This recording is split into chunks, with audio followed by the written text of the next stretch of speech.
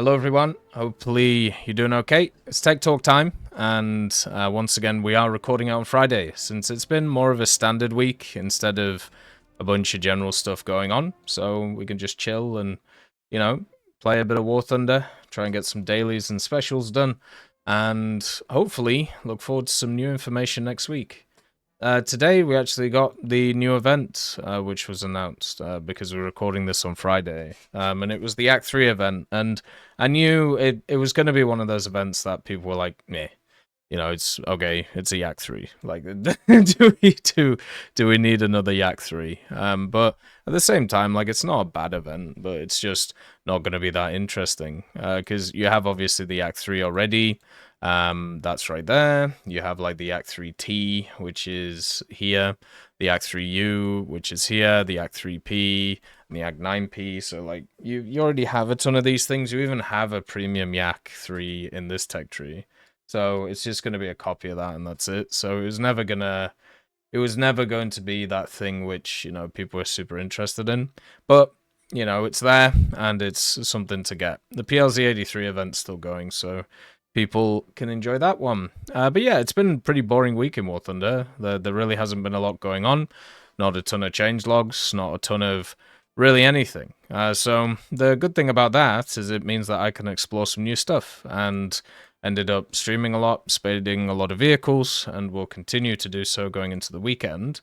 And today we're just going to try and get some dailies done and things like that while we are doing our standard show. So, if you don't know what the Tech Talk is, the idea is, it's a podcast mainly about War Thunder, but also other things.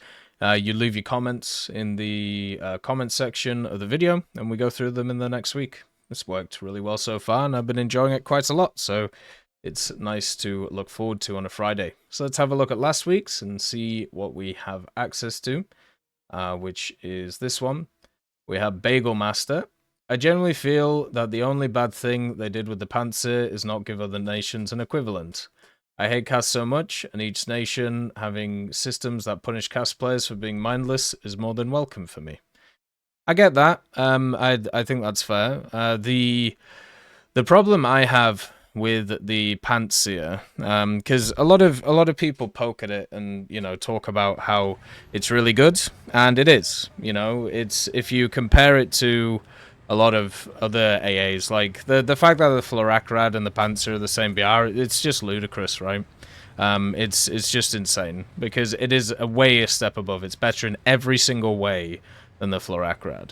But the major issue with it is, even if you have a Pantsir, that still does not deal with all the threats that are in the air, right? Pantsir still has zones where it can't see. The missiles still have, the standard missile mechanics that they added last year, and it doesn't clear the air. And that's been a problem, since they brought in those new missile mechanics. That's what nuked a lot of high-tier missile launchers and made them very hard to play. And that sucks. It's really annoying. Hey, Opium Prime, nice to see you. So I'm hoping that in the future, they can add more SAM systems to help that out. But also at the same time, how about we start adding some more realistic things to planes to make them not as egregious? Maybe that's what we need to do, right? Like just how there's been a bunch of ground stuff put in to try and make them more realistic. Why can't we do the same thing for aircraft? Instead of giving them third-person targeting systems, which are just insane to use, across the board. Like, it just feels really bad that that's what's been going on. So I'm hoping that that's something they at least think about. And yeah, I would be fine with stronger AA elements. I'd also be fine with aviation getting to a point where a lot of vehicles can't even be seen in ground because they are way too powerful. But we'll have to see what the next update brings. The fact that they're doing these BR changes, which, certain vehicles are going to have different BRs based on their game mode, that might change quite a lot of stuff going on. It also might not change a thing, so we'll have to see what happens. And Right now, we're in what can only be classed as a turbulent time when it comes to CAS, and not really top tier. I know a lot of people bring up top tier because when CAS is good, it's very good. Like with the SU-25, right? You can spawn, you can fire like 4 missiles like straight away and hit 4 targets. Usually you can just stare at people's spawns and go for that. Some people cheese it, you know, they cap in a vehicle quickly, get into it, and then bang people with the different missiles, you know, and that could be really annoying. But at the same time, like if you have a look at mid-tier, we had a bunch of games like the other day where I was getting heavy tank kills at 6-7 with the US. There was a game which was 20 minutes in, so, you know, 4 or 5 minutes into the battle, the enemy team had 6 CAS planes up. 6. And a lot of the people had like 1 cap or 1 kill, had died, and then were in a full CAS plane. And since they changed a lot of guns to do a hell of a lot more damage than they used to, it is just such a pain to deal with. I've never thought CAS at the top tier of the game was the biggest issue. I honestly think mid-tier has always been more of a problem in terms of CAS, and it's nice to see it getting addressed with like vehicles like this, but even then it's still not, you know, it's still not in a crazy position in favor of the ground compared to previously, especially since they pushed up a lot of the things. So yeah, it was very annoying. Yeah, if they just increase the cost of, if they basically just did a rolling cost increase or decrease based on what people are playing, kind of like how Counter-Strike does it every so often, and I would want it to be a lot more volatile than what happens in Counter-Strike, because that can be like stagnant for years with that. But just just like every few weeks, just change the SP costs of the most favored or most dominant loadouts, and then just keep rotating. You know, that's all you got to do. Just give that a go and see what happens. Then we have Karam Chan with the timestamps back again. Always fantastic. Thank you very much for doing it. It's been very kind of all of the guys and gals to be able to do this, and I can't be thankful enough, you know, at all of these general things. And hopefully it will continue very much into the future. So thank you, Karam Chan, and thank you to everybody else who does the timestamps. And we have House of Schmidt back again. Good stuff. Nice to see him. Regarding 16v16 and upper tier RRB, the desire for smaller teams is pretty popular. Several content creators have run polls with 10k votes showing around 80-90% would like to see a reduction in the team size at the upper tiers. It was also the most common gameplay feedback on the Fox 3 dev server test. Yeah, it was the most common feedback because it was the same feedback that people have been basically saying for the last like couple years. It doesn't solve the issue that people thinks it solves, as usual when it comes to this stuff. And also, as I said, most people who are involved in social media stuff are not the vast majority of the player base. I know that's really hard to understand, but 10k people really is not a lot in the grand scheme of things. This was like the Thai, not the Thai thing, but the South American tech tree thing again. Like, if you actually have a look at how much 10k is in terms of how many people play War Thunder on a daily basis, it's a very, very small amount. The other thing is, as we saw with like the other mechanics, which were more recent, the one of the very, very simple ideas that you've got to think about is the fact that when people don't like something, they try and advocate for any change possible just to try and switch it up, right? And just to see if it makes a difference, especially when you've been battered for years and years with the same ideas over and over again. Yesterday, we had a really interesting time, where because it's like a downtime in War Thunder and not really a ton is going on, guess what topics kept popping up over and over again on the stream? Why are the maps bad? Why are there no new game modes? Why do Gaijin not care about the economy? We literally had the 3 bangers, which always get brought up every single time there is a lull in like War Thunder's period. And when it comes to aviation, that's literally what happens every time. It's what's seen as the simplest fix, but it actually goes back to something that was already, you know, changed in the first place. The question that you should ask yourself about these things, right, and this to me is the most important, why was that change made in the first place? Why did they change from 12 versus 12 to 16 v 16? What was the reason, right?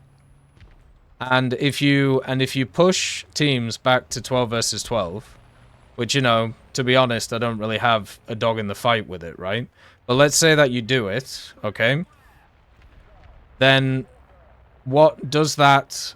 Can you find a solution for the reason why they pushed it up to 16 v 16? Yeah? So that's like... That's the thing you got to think of. You mentioned tournaments, but tournaments are like 5 versus 5 max? Yeah, they are. There's a huge gap between 5 versus 5 and 16 v 16. We had 12 versus 12 for a long time, and that worked pretty well, especially on larger maps. The 16 v 16 forced all ARB players into a cheap version of Air Arcade. But once again, you have to ask yourself, why did they decide to do that? I remember why they did that, because they said why they did it, right? Now, if you can go back, and people, instead of just saying, nope, you need to go back to the old way was superior, what has to happen is some kind of marriage between the two ideas, right?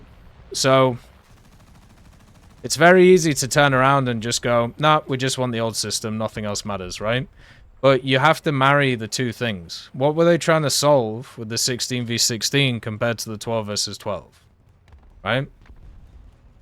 And if you don't think it's worth, you know, solving or continuing or whatever, Gaijin obviously does, and obviously they're doing it based on player feedback, right? From those times. So the question has to be, how do you solve it? How is it done? And that's a tough one. So yeah. What they could do is they could make it so larger maps are 16 v 16 and the smaller maps are 12 versus 12. You know, maybe they could do that. Or maybe we could once again, as I said, start looking at solving the problems that are seen to that are the problems that 12 versus 12 brings, right? Why did they change it? Well, as I said, you can go back and have a look. They did a bunch of discussion topics about it. They talked about why they did it. It was pretty good, actually. You can even ask the community managers, you know? I don't want to tell you what it is because I want people to actually do some research into this stuff. Because as I said, the main problem we have right now is everybody just keeps saying the same thing over and over again and hasn't looked at the other side and why it happened in the first place. Maybe if we can actually have a discussion about why it happened, and okay, let's say we go back to 12 versus 12, how do we actually, you know, solve the problems that they saw? Maybe we could see what goes on, right? The other thing I would also personally like, and this would be a large thing in a realistic, is I would love to be able to stop squads from abusing general systems in the game.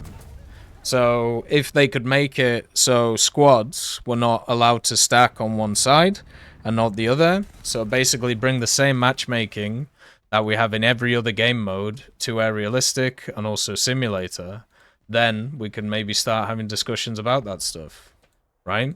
But unfortunately, we're not in that place right now. Hey Rusty Booper, nice to see you. Hopefully you're doing good.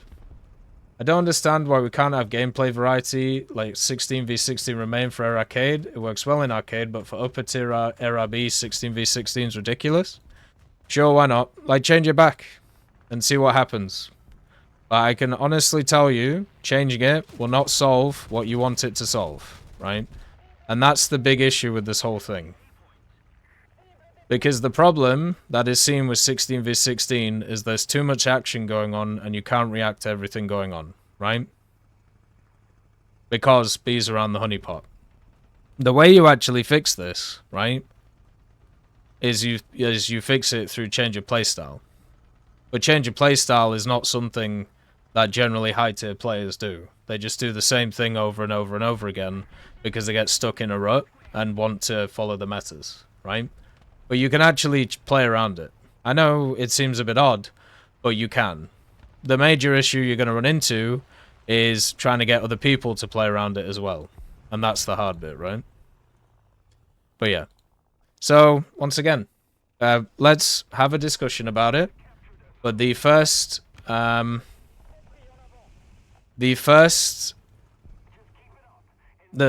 port of call is to be, instead of just saying we need 12 versus 12 because less stuff going on, have a look at the other side of the argument, please. Why was 16v16 put in the first place? What benefits are seen from 16v16? Do we have counters about this, or do we have solutions with also adding in a 12 versus 12 system, right? Like that's what you got to work out. So you gotta marry the two ideas together. This is how, you know, stuff works, right? All right, let's see. It is quite interesting, actually. Like, even going back many years, like we watched an old Q&A about these things, right, from 10 years ago, and they even said 10 years ago that 16v16 was what they were aiming for, and the reason why they didn't have that in a lot of game modes was actually due to technical limitations, which is quite interesting to think about, right? But yeah, like, let's see. Ooh, that guy's a bit crazy. You could also just be good enough to win in a 16v16. Well, you could do, but, I mean, if you force stack, which many high-tier competitive players do, like, guess what? It's easy to carry when you have... It's easy to carry when you have 25% of the team. You know what's easier to carry? When you have 33% of the team, so... But yeah, ranked battles exist, you know, competitions exist, all these different things exist to facilitate that need. What you're basically asking for is to remove the need of the other side, right? What you have to start doing is talking to people who like the 16 versus 16, work out why they like it, and work out why Gacha made the decision for it. Yeah? Which is easy to do because you can just ask them. So let's start there.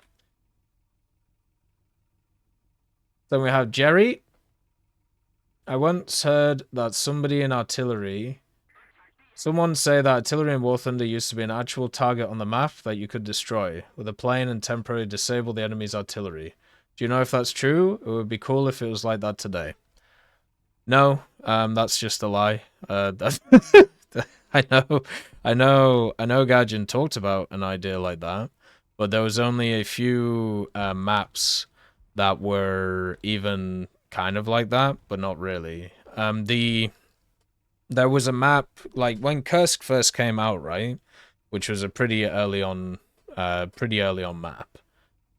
What they did, oh, we're going through the tech talk, sneaky. So the tech talk basically is comments from the previous, you know, tech talk, and then we go through them. But when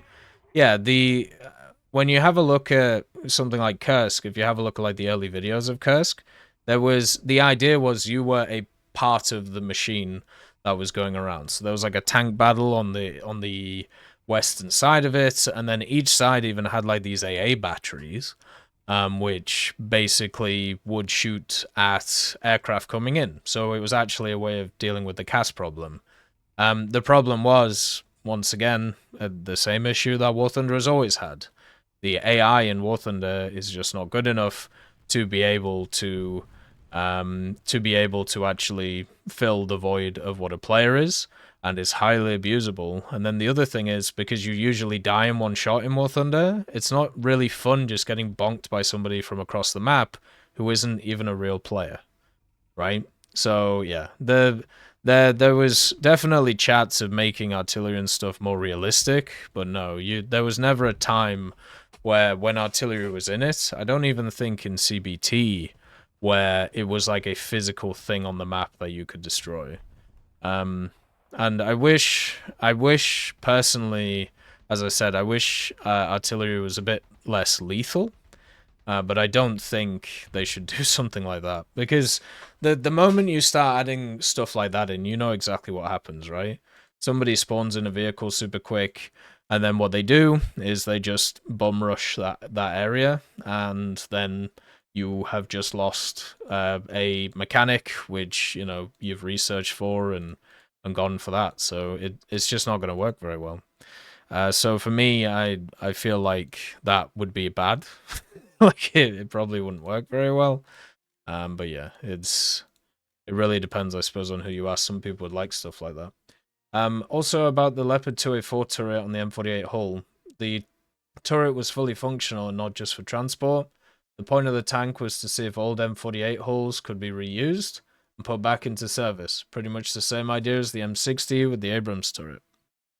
Well, fair enough. I'm guessing it failed as an idea, but yeah, I definitely remember the Panther and the Panzer IV turret. That one was for transport, but if the Leopard 2A4 one wasn't, that's pretty cool. But yeah, they should add it. Why not? I'm gonna play the M60 120S soon. Should be fun to play. Like, I'm looking forward to it actually, just to see how it is. You know, I don't think it's gonna be one of those things that, you know, takes over my thoughts, and you know, I think it's gonna be really good, but it'll be interesting to try because usually platforms like that have quite large issues with them. So having something which doesn't have as many issues might be quite nice to give a go at. Alright, let's see. So then we have Maxwell. Hey Tech, hope you're doing well. Yeah, doing alright. Like, feeling pretty good. The new workout equipment's in, so now we can go full on blasé when it comes to the workouts. Should be quite fun. Slight neck strain, but that's just from sleeping awkwardly on one of the nights. But yeah, this week's been one of pretty much relaxation. Haven't really had to worry about anything. Just been a pretty standard week. You know, we had the sales, and obviously next week the second part of the sales starts, so we're gonna have to make some videos about that stuff. But yeah, it's kind of nice just looking at the past the developers, chilling, and then waiting for the new update to come. Should be good. I'd like to say that I entered the sale with about 4.5 million SL, and after buying the M109G, TAM, Jagdpanzer KA2, the T-44, the Su-55 122, Centurion Mark 1, the 4005 Crusader, French M26, M4A3, Leopard 4070, 211, and M51, I finished with 2.4 mil SL. Fell in love with the T-44. That thing's so good. Yeah, I like how people like save up vehicles they don't want to play straight away, and then, you know, obviously use the sales to their advantage. I did actually see some people complaining about SL gain the last few days, and that's kind of surprising to me because obviously after last year, with all of the economy changes, SL really hasn't been a topic of conversation. Like it just hasn't been anything that I feel like has been discussed a lot because, well, they obviously did a bunch of changes to they obviously did a bunch of changes to the SL stuff, so it's a lot easier to get to. But it has created a new monster, and this monster is probably going to be really annoying the next few years, and it is the gambling monster. It's the gambling goblins, and this is a problem, right? And this is why we've talked about like the issues that's going to happen going forward with this gambling stuff.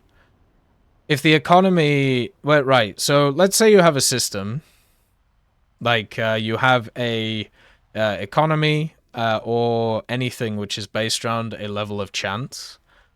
What the economy is going to be set up for is not to take into account that level of chance. It is going to be set up in a way so it specifically doesn't. So instead, it means that people who fall into that like economy of chance, you are going to have less than, you know, you would have previously, because of, you know, instead of guaranteed stuff, it's more kind of all over the place. So you're going to get this new breed of people who play War Thunder, who they just spend all of their SL on loot boxes. And we already have them. Or a lot of their SL on loot boxes. And then what's going to happen is they're going to complain because they don't make enough SL because of the fact that they spend a lot of it on loot boxes. And then they're going to start complaining that Gaijin, you know, has screwed the economy, so therefore they can't make any SL. And that's going to be the new economical hump for people, right, when it comes to this stuff. And what's going to happen after that, which is just a really annoying conversation, is going to be, well, why do you gamble? And then they go, well, if I don't gamble, then I don't get access to the old vehicles, and I want the old vehicles, and, you know, it's a system in the game which sucks, and it should be changed, and it should be moved around, and then we're going to just go down like that route of conversation, when if you actually don't partake in it, the SL gains are going to be completely fine. So it's a control versus chance, and yeah, I'm not looking forward to it at all. Like my first comment always, whenever somebody talked to me about, like, you know, economy stuff and how they're really struggling for SL, always used to be like, have you turned off auto repair? And if their answer was no, then I would try and explain to them how auto repair works. If they gave me grief, or if they turned around and basically talked about, no, that's, you know, that's not how it works, or no, that doesn't seem fine, then I would just like put them in a box over there and then not worry about them. Nowadays, that question has turned from, have you turned off auto repair, to, do you gamble? And so yeah, it's going to be interesting to see how that goes, with everything. Ooh, they've nicked my plane. That's weird. Talking about sales, do we have any idea when the summer sales will start this year? It's usually in June, isn't it? Like, I'm pretty sure. You spent 17 million SL on unlocking new vehicles with the current SL discounts. God damn. That's crazy, man. Pretty fun. But yeah, the T44 is one of those underrated vehicles, which kind of moves around the place. I like it. Looks like the servers are broken. Oh no. Maybe that one. Like, out of those, I think the 4070 was really fun, and also the Jagdpanzer K2 is insanely fun. That one's very, very nice to play. So then we have Mean Greenie. My timestamp comment last week. You seem to think I expected them for free. I don't. People were talking in the comments as if they could see them, but I couldn't and was puzzled. This has happened on several occasions. I was asking if I was looking in the wrong place. Oh, fair enough, man. Yeah, my fault. Yeah, it's just usually the at least when we started doing the tech talks, the conversation around timestamps was always like, well, why don't you do them, right? Or where are they? You should do them. And it's like, time is money, money is time, all that stuff. But yeah, I try, the guys who usually do the timestamps, they usually come on the stream and tell me they've done them, and then what I do is I'll pin them or I'll heart them, so they'll go to like the top of the comments. But yeah, it's obviously time dependent, right? Like, it depends on when they do them and also if they do them. But yeah, if it's usually done about maybe a day after the tech talk or something. But yeah, I apologize. I didn't mean to be offensive or anything. It's just it's one of those conversations I feel like I've had a lot, so I probably went into default mode. It's probably the way to put it. So yeah, my bad, man. So then we have Flyboy. Flyboy Joe. To be honest, I agree on the whole gambling chests. I get they'll never go away, so I'd like a guaranteed drop per amount purchased to incentivize the player base and be a gesture of goodwill for the players. For me, I got the LOSAT and the BI at around 1 AM CST. So that encourages me to abandon needed sleep for a chance at better drops. I'll only do it on the weekend, though. If you believe it's time-based, I mean, most of these systems do have something built into them like that. Like, if you actually have a look at the item shop, right? The item shop has had, like, gacha chests in it for the longest time, but they have a guaranteed limit. So, for example, there's a lot of premium vehicles that are in those gacha chests, and it would be like, okay, well, if you open up 50 of the chests, you will get this vehicle. That will happen for you, right? And that's how it's set up. And, you know, that's pretty cool. Pretty interesting. But at the same time, you'll end up spending way more money than you would if you just bought the vehicle, or if you were able to buy the vehicle. So, you know, it's obviously not the greatest thing. I'm sure in the chests themselves, there are built-in like stuff like that. Have you ever, right? So one of the things that should happen, okay, is is people should chat to what do you call them? Not gambling experts, but retired guys who used to work on the algorithms for gambling. So the guys who were involved in the casinos in Las Vegas, the guys who were involved in the early stages of computing, where they were basically setting up a lot of the online casinos and the online gambling sites, you'll get a lot of insight. And I really don't know whether there's like podcasts with these guys on, because for me, like, I generally like looked a lot of them up and then just kind of emailed them and asked them about these things, because a lot of them nowadays are like, you know, 50, 60, 70, and they're way out of the business because they've made a metric ton of money on those types of things. So what I ended up doing is just kind of chatting to them about, you know, the algorithms themselves and how a lot of these things are set up. And how did that go for me and not him? And many of them are designed in that way, where they have a hook. So if you spend X amount of money, then you will have a hook which will turn up, and oh, I have crazy packet loss, that's why. Fair enough. You will have a hook that turns up, and it will be a slightly better thing than previously, right? So if you have a look at like the toolboxes, for example, there'll be a amount that you purchase, and also it'll depend on how much you actually purchase at a time. So if you're a person who's just like buying 10 at a time, you're obviously a person who has a cell to burn, depending on how much you have in the top. So it's going to be a longer limit than it is for somebody who's buying like one at a time. But then every so often, as you purchase stuff, there will be some hook that you get every X amount of boxes, right? And this will never be known to you. This will never be allowed to be known. And it will also depend on many other factors, such as what you have on your account and what you have around the place, right?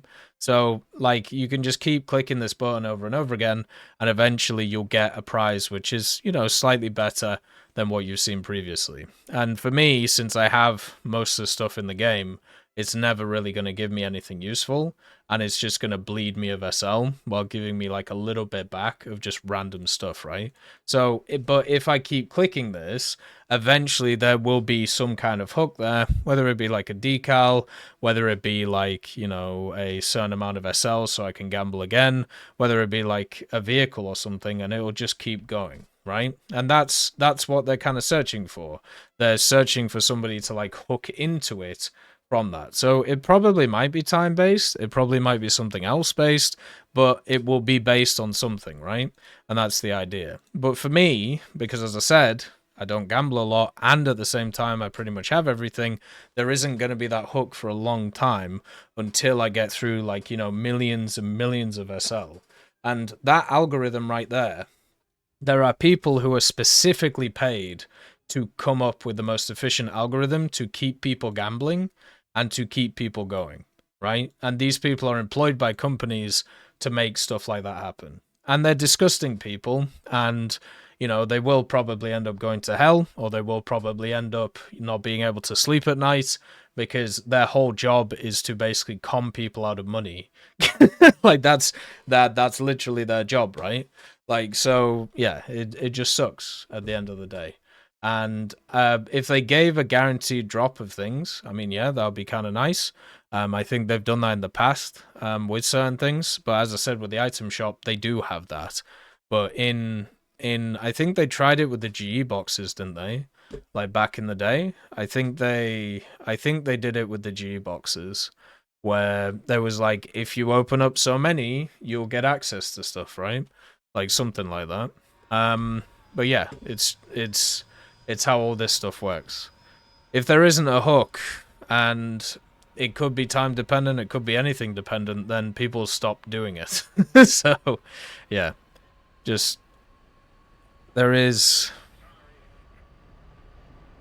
It just makes me really sad and annoyed. But yeah, we'll see what goes on. You're gonna try again tonight? I remember I did about 4 or 5 chests per opening, so that might also be a factor. It's definitely a factor. Everything, every part of the machine is a factor. Every single part. You know? The amount of SL that you have. The amount of vehicles and stuff that you have on your account. The amount of boxes that you open at one time. The amount of, the amount of time that you're putting towards it, the amount of time that you sit there looking at the things themselves. All of these are taken into account. You will be amazed by the metrics that Gaijin get from stuff like this. And also just companies in general. Everything is monitored. Every single thing. It's nuts. You can't even imagine what level it is, right? Which is why nowadays, since people really don't seem to care about privacy, or at least the younger generations, I feel like, at least from like the people I've talked to who are younger, like teenagers or around then, for them, they just see privacy as one of those things that doesn't exist. Because you need to put in so much information, like, into the systems to even allow them to, like, work for you, which is just nuts. Like, I don't know if you guys have been following in Canada, but Canada, in the western side of Canada, you have a store called London Drugs. Now, London Drugs, it's like a mishmash store. Like, it's pretty similar to Boots in England. So it sells like food, but it also has like a pharmacy. It also has like an electronics section, and it usually has some like slightly different foods compared to other places. Like it has like a lot of international food. It also sells like furniture and things like that. It's basically a store that will eventually die because Amazon does everything better. Okay, like it's one of those. But yeah, it's been able to live for this long so far. But the interesting thing about London Drugs is since either last Friday or last Saturday, every single one of their stores has been closed. And the reason they've been closed is because they had a massive cybersecurity attack. And also at the same time, they have their systems are compromised. So nobody knows the extent of it or what's been going on with it. But yeah, the stores have been closed since last like Friday or Saturday, so nearly a whole week. They've lost a whole week of business because of whatever breach that they had with their system. Now there was another breach like last year or 2 years ago in Canada, where a lot of internet providers and cellular providers had their services just shut down for a day. Just gone. And that's been happening quite a lot in Canada. And obviously it's a huge issue. But you don't really see it too much in the news, right? For some reason. But yeah, so this stuff is really going to start ramping up pretty soon. It's a crazy world we're going into. Hey, Penguin Red, nice to see you. Good evening, everybody. It's impressive how mega corporations have such a track record of taking something loved and then taking a huge dump on it. Yeah, I saw that. Like, Helldivers 2 now means that you need 2 accounts, right? So you need, like, your standard account and then you need a PSN account. But the problem with it is the PlayStation Network accounts are not available in every country. So basically, in order to get access to creating a Sony PlayStation account, you will have to use a VPN. And just like every other service out there, just like Gaijin services and everybody else's services, it is against the services to use a VPN. So people who bought the product in those places, if they actually want to follow the rules properly, cannot play the product. Fantastic. Do you love the internet? Do you love companies having to like stick their baseball bat into everything? Super fun, right? Hey Jake, nice to see you. Hopefully you're doing good. Also, another thing is that Gaijin could add a Battle Pass chest that's available in the paid Battle Pass rewards that gives a previous Battle Pass vehicle. Yeah, they could do that.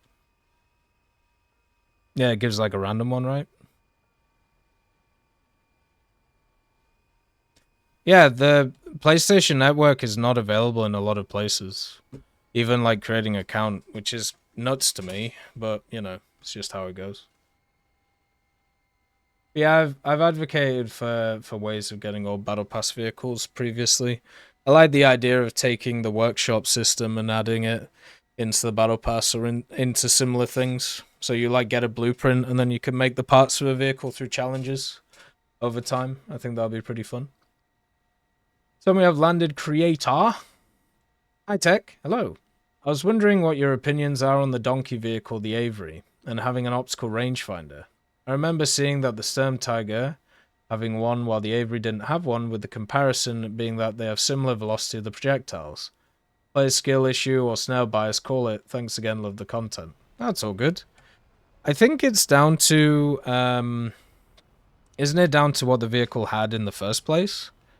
Isn't that the idea? Like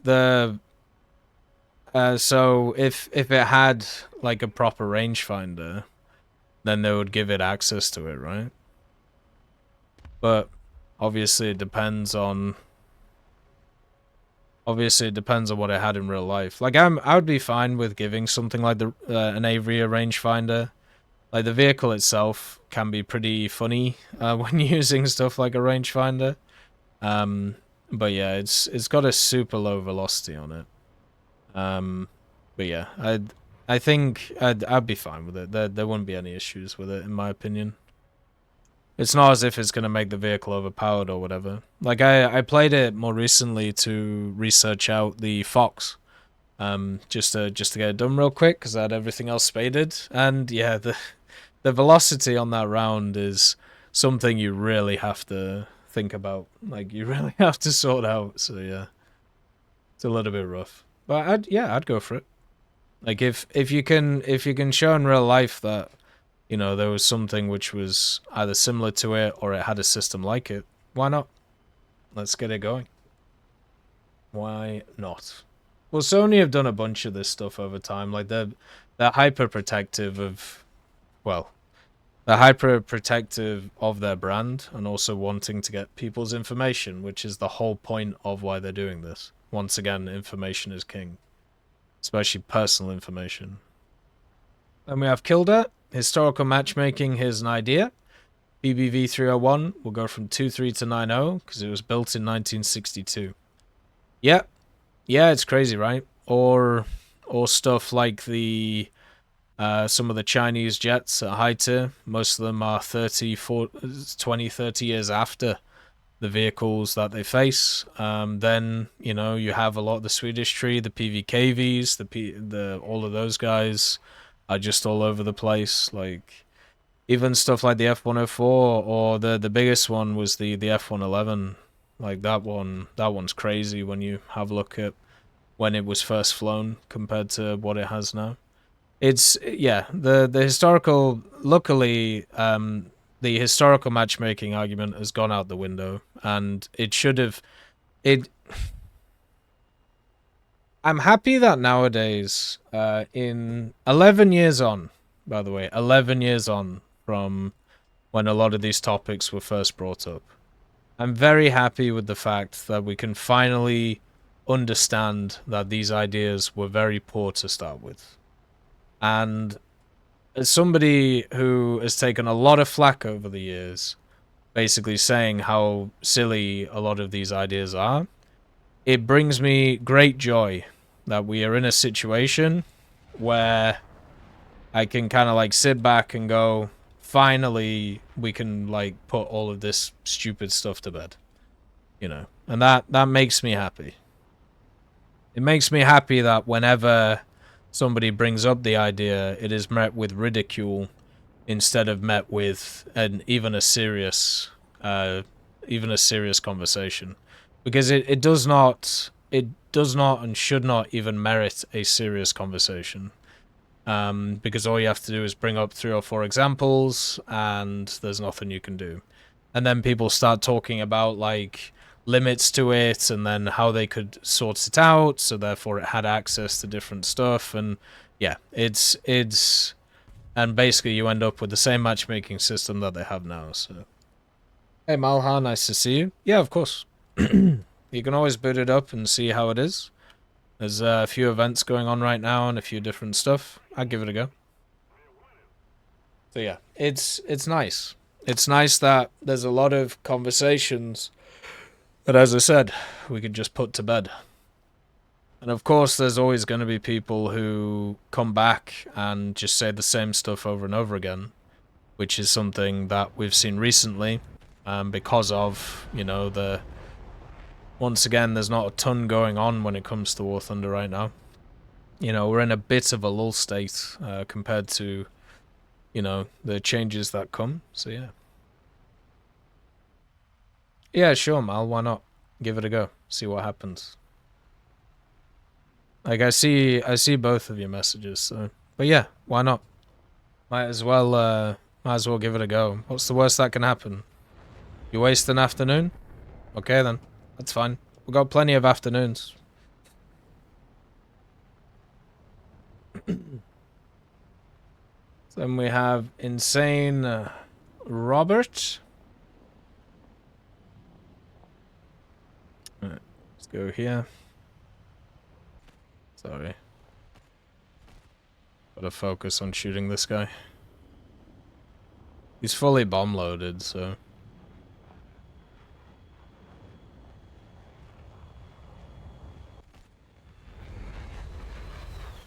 No way he survives. Hello, Tech. Hello. No, it's all good, Mal. Don't worry about it, man. You don't have to apologize. What's your recent opinion in regards to the Challenger Mark 2 and 3? I'm just playing and spading them, and it feels like the armor is way too weak. Especially in the turret cheeks or the front of the upper front plate. Anything at its BR can penetrate it, and it feels like there's no safe areas around the front of the vehicle. I know there are huge weak spots around the gun and the driver, but most of the time I get shot in the left-right in the armor plate, especially in the turret, and a lot of damage will cripple your crew, gun breach and or aiming system. Frontally, you would expect it to have better armor values, but I've rarely saved by it, and most of the time the tank gets damaged, even from weakly aimed shots. Also, there's a sudden drop around the gun's armor in the 3D model. I suspect the vertical armor plates that are going in parallel with the gun are not taken into account as protection, and this is why it suddenly drops under 300mm of protection, weakening further the turret model. Otherwise, I love the gun. It's a pain, though, to get access to the laser rangefinder and all the modules to start firing with precision. Also, the mobility is lackluster while stock. I really enjoy the challenges, but also at the same time, they have issues, right? They are definitely not the best vehicles of their BR anymore. Gaijin added, like... This is mainly a American issue, I think is probably the way to put it. Hey Ryan, nice to see you. Watch all the videos though. Are there any tanks you want to see added this year? Yeah, of course, Ryan. I would love to see some form of another flamethrower vehicle. I would like to see a Sherman with a dozer blade. That would be pretty fun. The BMPT is always one which always looks funky and enjoyable too. I would love to see the Turan 6. That one will be really nice too. There's plenty of them which would be kind of cool. Yep, it's Yak 3 Disciple. Yak 3 time, baby. But the Challenger armor never really was crazy good. It was a selling point on a vehicle, but it was a very similar selling point to the Italian destroyers being fast. So when the Italian destroyers were added to the game, when Italy Naval was added to the game, one of the things that Gaijin tried to do to market them was to say, hey guys, these vehicles are faster than other destroyers. Isn't that really cool? It's awesome. Look at them. They go quick. Woo, zoomy zoomy. But the vehicles went about 5 kilometers faster than all the other destroyers. So even though they were faster, and even though it was used as a marketing technique, it was a very, very small, insignificant difference. Like, if you compare them. Now, the Challenger was the same. The way that they always marketed it. Hey, look, the turret armor is great. Isn't it awesome? Like, look, it works really well. And back then, when a lot of vehicles had a lot less powerful ammunition and also longer reloads, which is a much better thing, it was a great selling point. You know, the Challenger had a fantastic gun because, you know, it penned a decent amount with the APF SDS, but it had the best reload, which was a huge bonus. And there was a lot of rounds that you could face which couldn't pen your turret. Not anymore. Because a lot of vehicles got new rounds. A lot of vehicles got better reloads, and they also added a bunch more vehicles into the game. So, yeah, think about the Abrams, right? The Abrams has a 5-second reload across the board. So not even just for its 105, but its 120. The Challenger used to have the best reload at its BR, but no longer does to an American tank, and also the Type 90, which is also there. And there was a time where they just added a ton of very powerful rounds to these vehicles to be able to deal with them getting up tiered, right? So, for example, if you're facing an 11-0 or a 10-7, those vehicles need rounds to be able to deal with higher BR vehicles. Because if they don't, then you're not able to deal with them, and that sucks. But that also means if you give more powerful rounds to those vehicles, it also affects the other stuff that they face. So stuff like the Challenger got nuked by changes like that. So nowadays, it's still a fun vehicle to me. I still play it and have a great time, but it is definitely not up there with the best vehicles, right? It's got to be understood that its time has gone. And hopefully, you know, people can still have fun with it. Hopefully people can do well with it, but it's still not going to be as good as it used to be. Also, why did Gacha nerf up the SPAAs at top tier, where CAS is still an increasing issue? Both the ADATS platforms have lost the ability to radar lock. Good luck finding a plane at long range, which is not even rendering properly without radar assistance. Yeah, it's fun, isn't it? And the Rolands became so easy to dodge that most successful hits are against helicopters. These changes made fighting against smart, self-guided munitions even harder. Yeah, and I massively disagree with the changes they did. They made the changes they did because of this idea of, what's the word? They made these changes based on realistic, changes. So they wanted to make the game more realistic. But, as we've talked about before, realism is not always the greatest way to go. There's a reason why we don't have ridiculous historical matchmaking, right? Even though it would be realistic. And the changes that they made there, I feel like were changes... The changes themselves, from a realistic point of view, are fine. But I feel like they've done everything the wrong way round.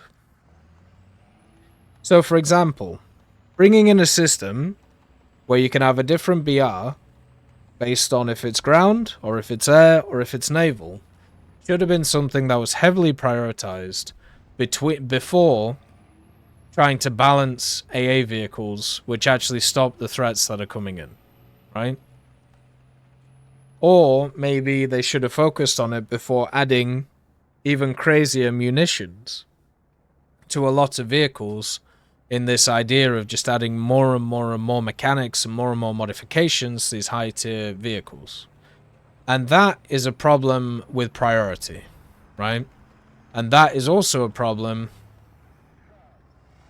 That is also a general problem with having a bunch of split teams who are all working on different stuff and are all going to... Why would you push up there? It's a problem with having all different little teams which all work on different things. They're going to have stuff ready at different times, and then there has to be a call from somebody who turns around and goes, you know what? We're going to have to wait to add this in. You know, it's good that you've done it, but we're going to have to wait. And I feel like over the last few years, especially with the whole CAS anti-CAS stuff, they've really got the priorities the wrong way around of what they should be adding and when.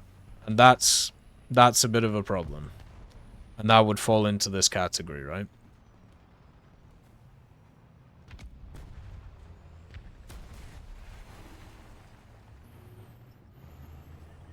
Uh-oh, that's a Yak Tiger. Okay, I don't know how to kill a Yak Tiger. I miss back when there was White Fortress and you could have a lot of fun around 3.7 now. It's just a bunch of broken vehicles that ruin your day. Well, fair enough. White Fortress isn't in the game anymore because it was a pretty broken map, so... See you later, Mal. Look after yourself. Have a good time. Is a tech talk today? Yeah, we're doing it right now. We're getting through it. A lot of cool topics. This guy hasn't realized that there's a Yak Tiger right there. That's a pretty cool topic in itself.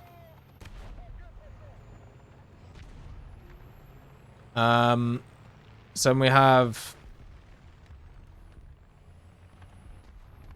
Darmanskirata. Hell of a name. I imagine the crew skills of the instructor... Oh, 2 seconds. Just need to shoot this guy. Oh, I don't have the elevation. Oh, dear. I just didn't even have the elevation to deal with that guy. That is very unfortunate, that. I imagine the crew skills...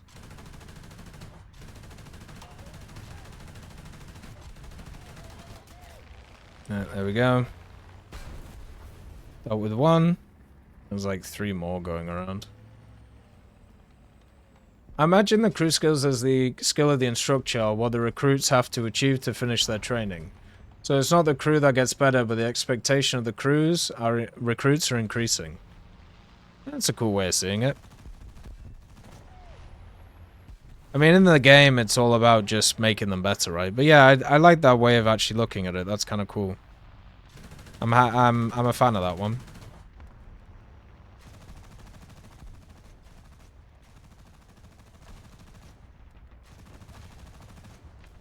Ugh. I miss that guy so much. It was bad shooting.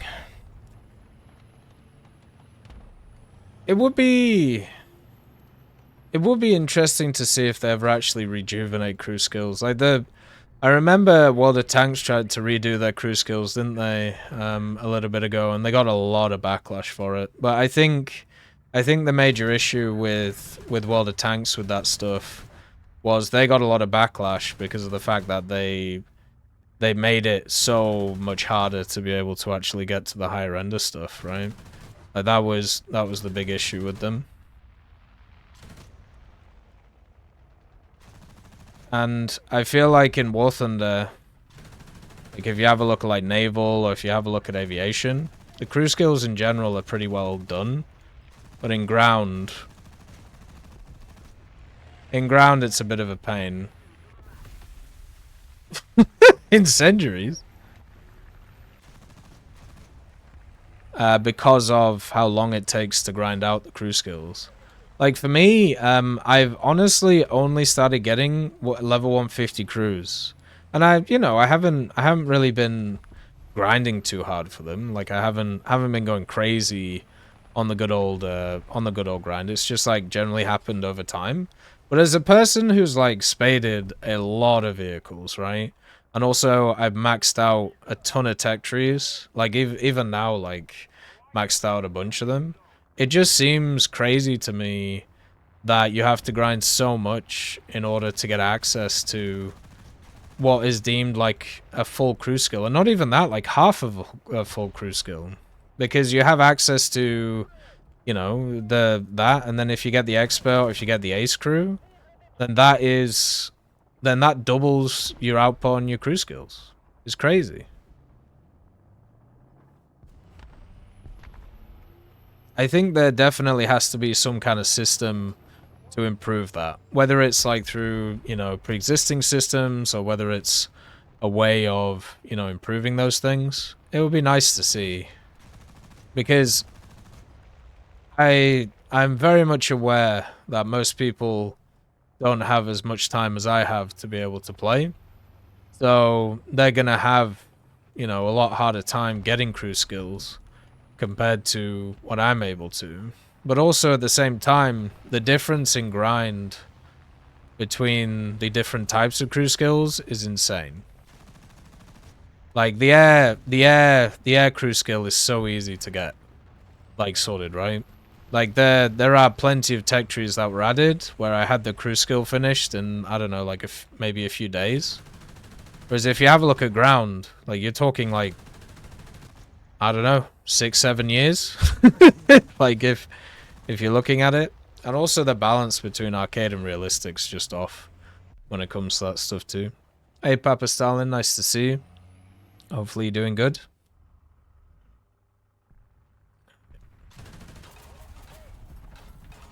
Oh, he's too high, I can't hit him.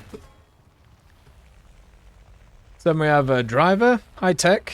Do you think they should start adding the German RC vehicles like the Wasp and the Hummel? Yeah, sure, why not? Might as well go for it, you know? They've added a lot of modern SPHs, and I'm actually kind of surprised they did that. You know, they usually, you know, you work from down to up. We watched a really old Q&A video, which I think probably gonna go through for like the War Thunder nostalgia thing next week. We didn't do one this week because I was busy doing some other things. But the cool thing about it was this Q&A that they did from 9 years ago. They talked about a lot of stuff that's even brought up today. Like in terms of like game balance and things like that. But one of the things that they did bring up was why are they not adding like the equivalents to stuff like the SU-85 into War Thunder, right? Hey Ruble, nice to see you. I use OBS to record on Audacity. Nice to see you, Habosin. So like the idea is the reason why they added the assault guns from the Soviets is they saw them as different to stuff like the Hummel and the Vespa, and how they're two different types of vehicles, so they're not really equivalent. So that's why they didn't add them in. So instead they added like the Stugs, right? And it was Young BVVD which said this, and they said they're not going to really prioritize, you know, artillery pieces because it's not really something that they're that really interested in. And it's just funny watching stuff like that because it's like, well, how about now, bucko? And it also just shows like how things change over time and how, you know, beliefs and all that stuff can change. It was pretty cool. I enjoyed it. It was a nice little look back, and you know, we'll continue to do some look backs as we go and see what's going on with it. Oh my god, the kickback on this gun is disgraceful. I don't know if you're seeing this. Terrible. But yeah, so I'm hoping that in the future I can kind of show how a lot of the conversations really haven't changed about like all of these different things, and how they're not really gonna change kind of going forward until specific things are added. Did I have a resolution problem when you used it for the first time? No, not really. The major problem I had was my old resolution I used to run was 1366 by 768, and that wasn't a resolution which fit on YouTube. So you'd get like tiny black bars and stuff. But fix that to a more standardized resolution. I like 1366 by 768 though, I thought it was nice. But yeah, I would add those vehicles. That'd be really fun, I think. I'd love to see all of the artillery vehicles, you know? I'd like to see the German ones. I'd like to see the British ones. I'd like to see the American ones. You know, I'd like to see them all. Sexton, you know, the Priest, the Bishop, the Vesp, the Hummel. Let's go crazy. Let's even add the fake one, you know? The one based on the Tiger 2 chassis that was never built. That ridiculous machine.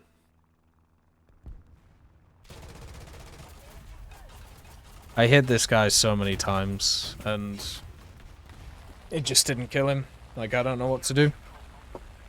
Welcome to the battle between CAS and non-CAS.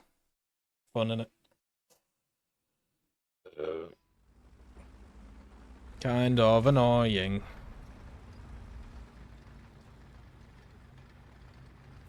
I do also need SPG kills, so that's something we have to focus on and work on.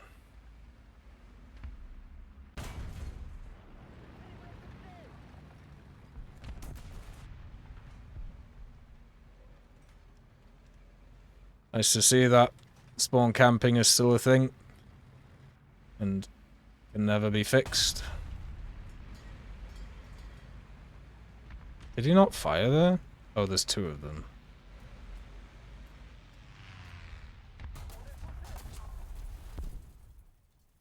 Right. Then we have Islam Zayod. Hey Tech, happy that the spring allergy is over. Now I can feel well. I hope you do. Yeah, doing pretty good. As I said, just a slight neck sprain, but nothing too crazy. But no, glad you're doing better. Stuff like that is really annoying to deal with, so fantastic. My question is this week. They are, number one, what do you think of the Su-25M3? I think having a 40km missile is a bit too much. Yeah, I agree. Especially if you have a high-resolution monitor. It makes it very hard to counter. But yeah, once again, the priority thing that we talked about before. Did that need to be added? Did the Maverick need to be added when it was added, so it could outrange everything? Did the missiles on the MiG-27 need to be added when it outranged everything? Were all these things required? You know what I mean? It would be one of those things which is just kind of nuts. So I personally think they shouldn't have added it when it did, and also they should have increased its SB cost. I will also say, after playing top tier, spending out the Leopard 2A7, the only time I ever really saw the Su-25 do anything in standard matches, and once again we stream everything so you can see all the stuff, right? Was when it was either a win more match, so people would get like the advantage and then just hammer people, or it was at the end of a match when it was basically over and someone was in an Su-25 and they just aimed all the missiles at a spawn and just tried to hit them from miles away. So it very much was annoying, especially if you just randomly got killed by this missile from miles away, but I wouldn't say it was actually affecting the games that much. Like, we were facing mainly Soviet hordes, right, at that BR with the Leopard, and we had like nearly an 80% win rate. So, and that's how I saw the Su-25 being used. It was being spawned, it was looking at the spawns, it was firing into the spawns, and then doing nothing else. And as I said, that's really annoying and really, really bad for gameplay, because it basically means you can't counter it, right? If it spawns, fires, and then goes back. If it just keeps doing that, you know, it's a pain and not fun at all.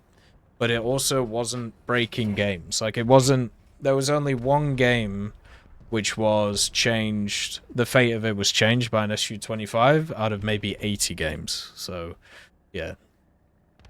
It's one of those things that's super annoying, and once again, if abused, is very, very bad for the game.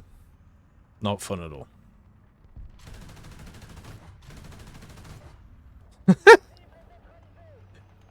We pop the guy's ammo.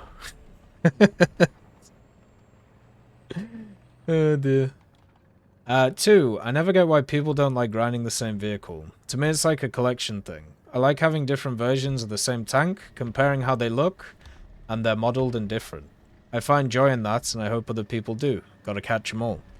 But as a person who has spaded a ton of the vehicles too, which are similar, and, you know, I do get enjoyment out of them. But the main enjoyment I get is actually to see what their matchmaking looks like, and also what the... not just the matchmaking, but also like the team compositions look like. Even because you can play the same vehicle in a different tech tree, and you can have a completely different experience. depending on when you play it, because the meta might have changed, and then also what nation you're using, because of the pieces around it. The problem I have with it is not from, like, spading out a few vehicles which are very similar. Like, I would love to have a look at how many M48/M60s I've spaded over, like, the years. It has to be at least 20, right? Or Centurions, for example. And it just gets to a point where it's like, I've had, you know, it's like deja vu. And that's the problem right there. So for me, it's more about that. It's more about the fact that it is, if it was just like a few examples, and yeah, technically the, you know, the actual lineup itself gives you a different setup, then that's all good. But when it is straight up just the same thing 20 times over and over, it's very rough.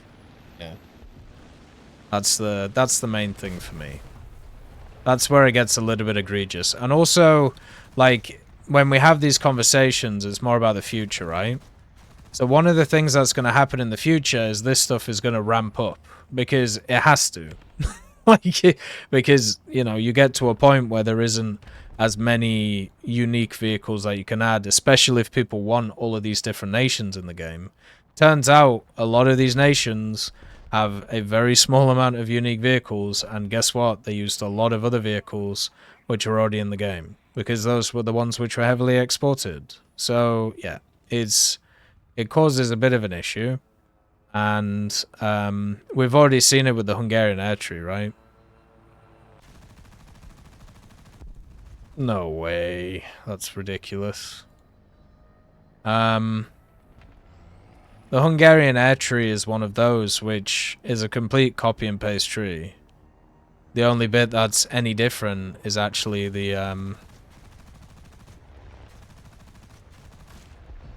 there we go, going with the last round.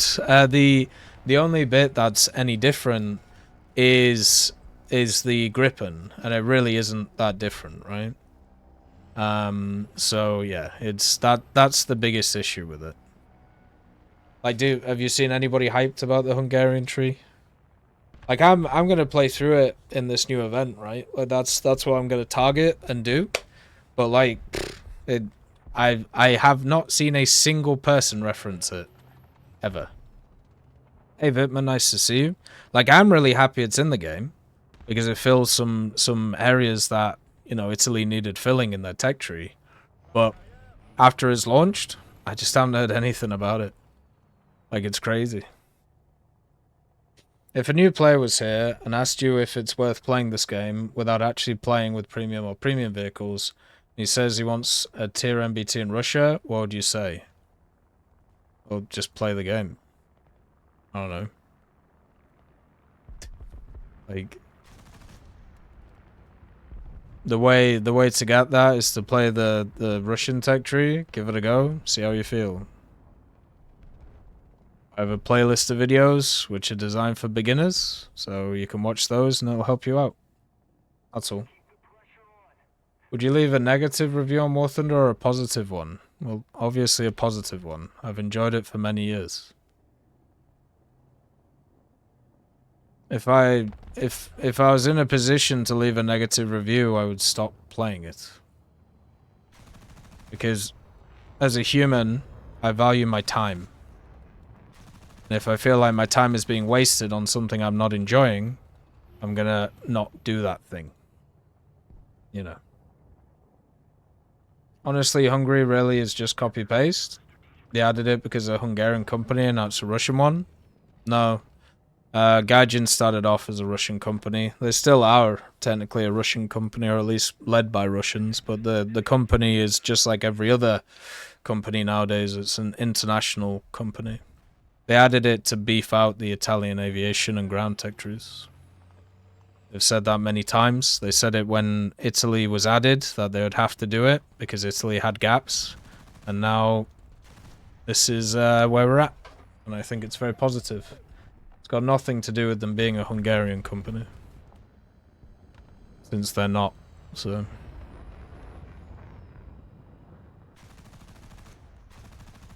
But yeah, most countries nowadays are not... Oh, sorry, most companies are not national companies.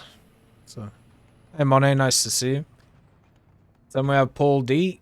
Personally, I want Harms in the game so I can fly the F4 Wild Weasel Phantoms and Operation Iron Hand A6 Intruder attacks to support the team. It'd be kind of cool to see, but I remember when the discussion was had about those things, the major thing that was brought up by Gaijin is that those types of weapons were used against larger radar systems, right? So the idea was that they would add in those radar systems and then add in those systems. So that would make more sense. And remember when we had those leaks with like the AA machines and then the SAM stations and stuff like that? So I think they're gonna add those in and then they're gonna add the mechanics, right? Like that's gonna be the idea. And that's, you know, that'll be good. I think it'll be nice to give some vehicles a new lease of life, especially in air realistic and simulator, since there's a lot of vehicles right now which just don't really have a great place in the game in terms of, like, you know, ground ordnance and attack. So yeah, it'll be cool. It'll be nice. They talked about it like a year or two ago, if I remember. It was a while ago now. But yeah, I'm sure that stuff will come. It's just a matter of time. At this time. So look forward to it. Because I know I do. It'll be a cool thing to see. Right. I know on this vehicle usually people go for the DM63, but I'm not really that interested in the DM63, so I'm not going to use this as a tank killer. I'm just using it as an air-to-air machine. There we go. So we have Away With You, Valbega. Hey TEC, hope you're doing well, and enjoy the following meme. Seeing how last week I asked about the controllable ATAA, I wanted to propose to you an ingenious solution to many of our in-game problems. This is going to be a historical mechanic. Two of our favorite words here. I mean, historical mechanics are fantastic. You know how it is. Always work well. Remember how back when mines were all the rage, I said we should add them if we really need them in-game as a map barrier? Well, fear not. Now, we'll also add a bunch of AI-controlled AT guns a bit further behind the minefield to really be historically accurate. And you know what will make it really historically accurate? Also adding a bunch of AI-controlled AA guns even further behind. I know you joke about this, but there are several people who have really pushed this idea forward, so... Obviously, both the AT and AA guns will come with the OP targeting system that was so accurate Gaijin patched out of the game with the current runway AA. We'll also add the actual artillery guns somewhere in the back, and when you call said artillery, you fellow player, take control of the guns. Because we care about realism and historical accuracy, an instruction manual will appear on the right side of the corner of the screen, and will teach you how artillery is used in real life. And thus, you'll have to calculate the distance, velocity, and historical accuracy, this will obviously make it more worth it when you get that game end on the feed. Think about the dopamine hit. This will be a great solution with no conceivable drawbacks, since you could just destroy the guns both from the ground and the air, and this solution will 100% solve the CAS RT and spawn camping problems. Sounds perfect to me. Jesus, can you imagine how atrocious that would be? Thinking about it, I might have got an idea for an actual suggestion for the next tech talk. See you next week and have a good one. You too, man. Enjoy your week. Yeah, the crazy thing is, I've seen many people suggest stuff like that. We literally had one yesterday. Like, this idea of having, like, a frontline set of layered battles. Like, I honestly think, like, right. RTS... Okay, RTS is my favorite type of game. I recently this week played Starship Troopers Terran Command, and it was really fun.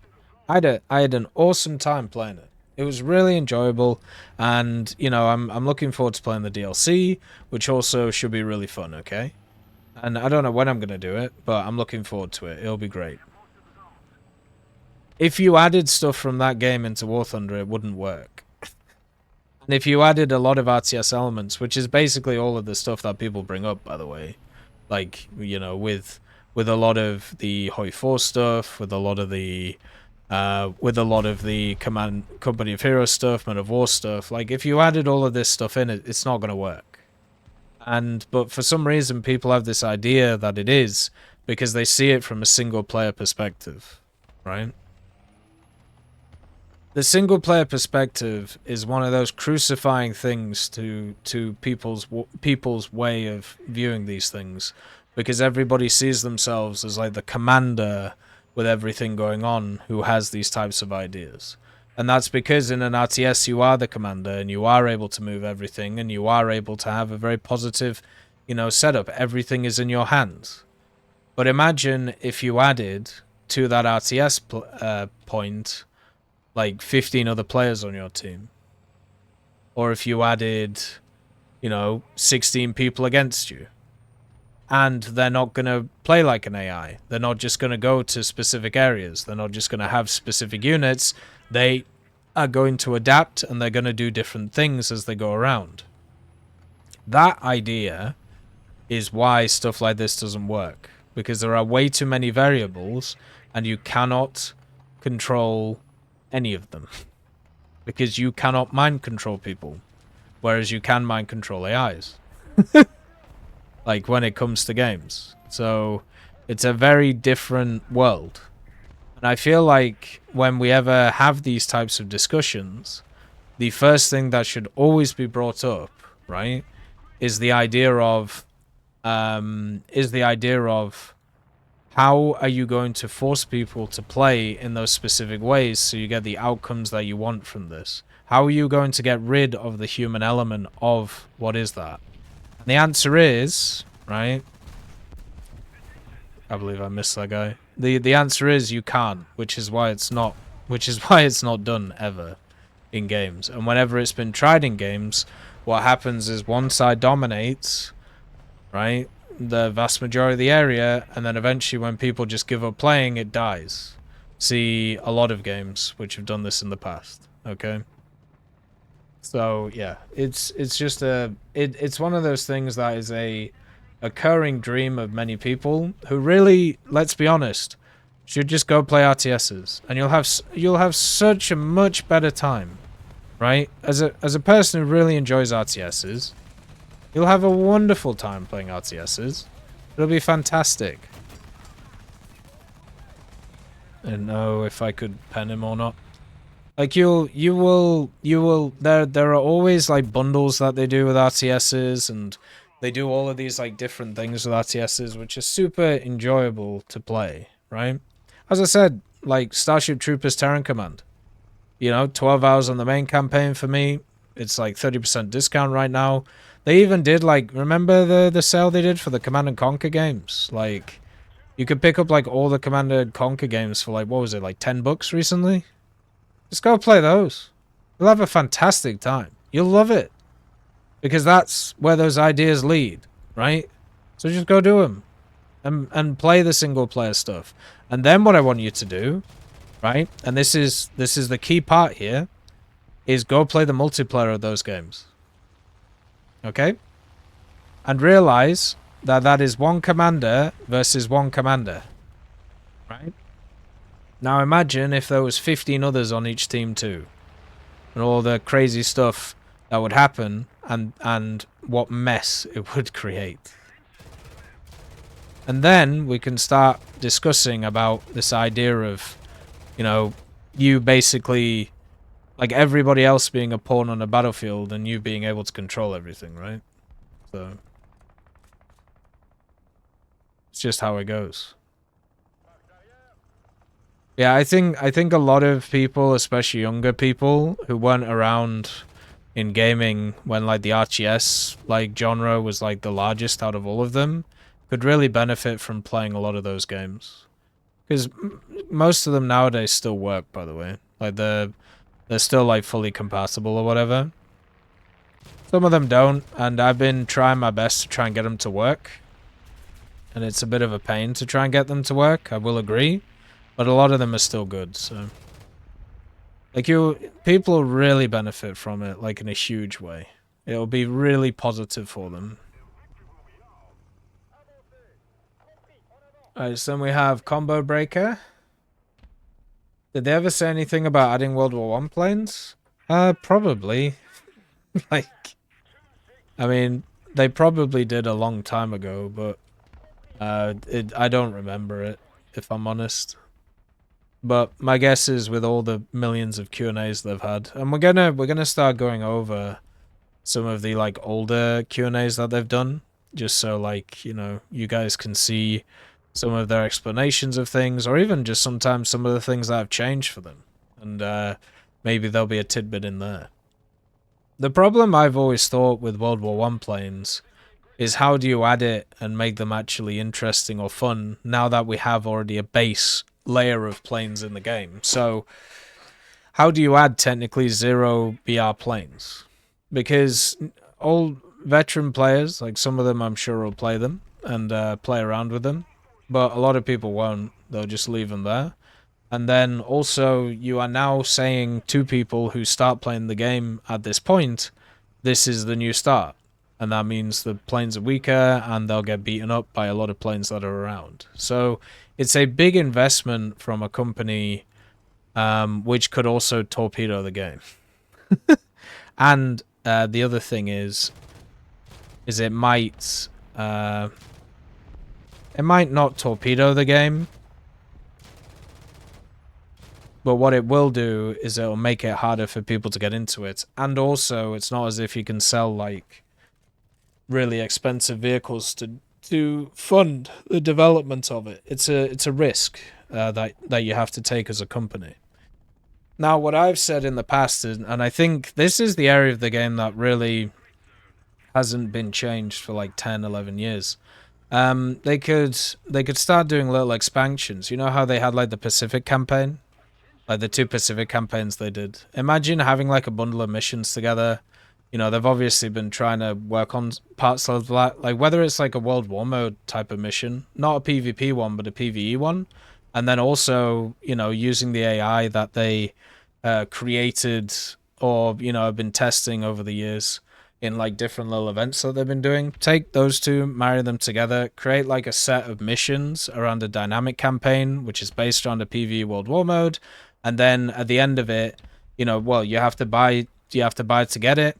And then at the end of it, you know, you get a bunch of vehicles that you can play with, or, you know, you get access to play in general game modes, or maybe you get them beforehand and the dynamic campaign you get is to unlock camos or to try different stuff. Like, for me, that would be really cool. But I also understand that, you know, they made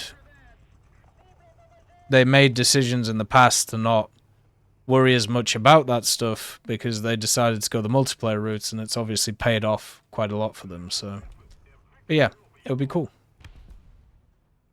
That's the part of the game which hasn't really changed in a very long time and has one of the largest opportunities to grow. So that would be cool. Hopefully we see it soon.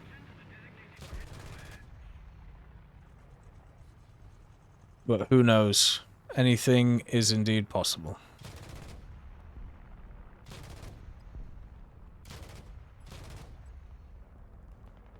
Here we go. Got a wing. I really don't like how this gun jumps, by the way. It annoys the piss out of me.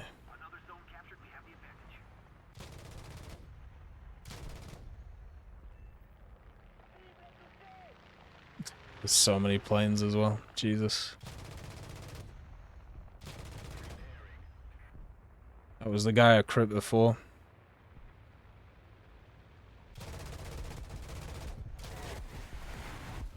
He hit me with one of those? Are you serious? Really? It just makes me sad.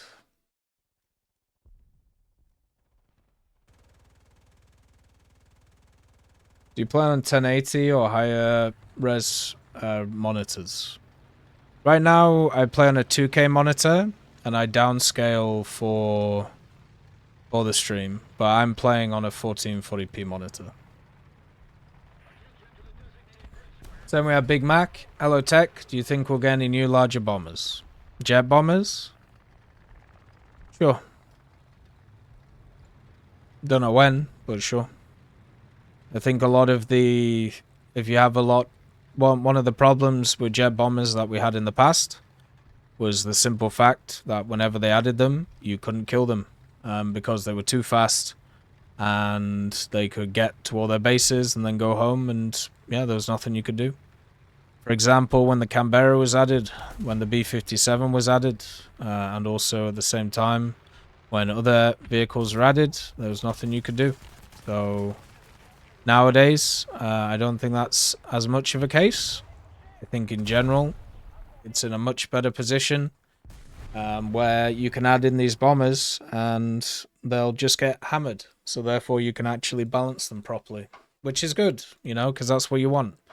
You don't want these things taking over games, right? But there's been enough missiles, mechanics, and all that good stuff added that you could easily, if you wanted, add all that stuff into. Whether that would be a positive for the game, though, is, you know, obviously up for debate, because there's not really much point in adding a bunch of different vehicles in if you're just gonna get hammered over and over again. So the balance factor is the biggest thing which will be hard to get right. And that is always something which will constantly be in the minds of that. So if you can fix that, then no issues. You know, if you can find a way of adding them so they're either not too strong or not too weak, it can work, you know. It can work very well. But we've had these conversations for many years. And when you have a look at the B-57, if you have a look at the Canberra, both vehicles, by the way, which just got a massive nerf recently, because not from the fact that they changed, but the fact that a bunch of fighters got down BR'd, like they're now in an awful position, just like the B-29s. So, and the TU4s. But yeah, if we can find a solution to that, why not? Then we have WoW Danalize. You seem to think that the current state of the game doesn't facilitate using the best vehicles people can. Sure, skill-based matchmaking would be a disaster, but people still want to win the match. I don't think the current state of the game does anything to encourage playing anything but meta vehicles. It just doesn't punish you with anything but a lower chance of a win. Just from my years of playing, I do feel like that people play War Thunder for different things, right? You know, obviously, if you want to play it hyper competitively and just play the same stuff over and over again, you can do that. And you know, people do that all the time. They're usually the people who burn out pretty quickly when it comes to a lot of the game. But the game definitely facilitates many different playstyles that people can play. Like for me, right? I don't always play the vehicles that I think have the highest win percentage or will help me win the most. I play the game for different experiences, right? I play the game to try different things. And for example, having a lineup like that French one right there, where it's an ARL-44, which is a pretty decent vehicle, but not as the third spawn, and then with two AAs, like that's not a winning lineup, right? Unless I use it in a way where I end up being able to do like do a decent amount of damage with the AAs and then carrying from the air. So there are people who do play like that, but I don't think it's everybody, because I'm an example of somebody who doesn't do that. I know a lot of people who do just play to win and nothing else, and I also think that there is, a difference in, there's a difference in stuff that you get out of a game if you win or lose.